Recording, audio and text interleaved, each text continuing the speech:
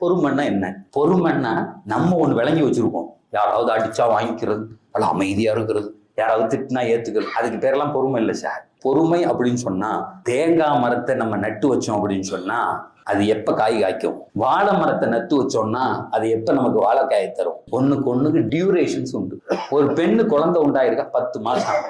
சரி, நமக்கு எதெல்லாம் தெரிகிறதோ புள்ள 10 மாசம் கழிச்சு வரும். தென்னை மரம் 5 வருஷம் கழிச்சு தேங்காய் காய்க்கும், மாமரம் 5 வருஷம் கழிச்சு காய்க்கும். இதெல்லாம் தெரிஞ்சு வச்சிருக்கோம், பொறுத்துக்கிட்டு இருக்கோம். அப்படித்தானே? பெருமானார் சொன்னாங்க, சபுர்னா என்ன தெரியுமா? நீ தெரியாத விஷயத்தில் பொறுப்பதுன்னாங்க.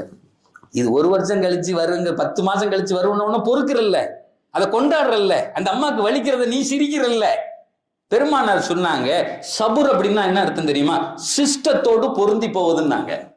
உனக்கு எதுக்கெல்லாம் டியூரேஷன் தெரியலையோ, காலம் வரலன்னு சந்தோஷமா இருக்கணும். என் நல்லா நிகழ்த்தி காமிப்பான், அதுக்கு பேர் தான் சபுர்.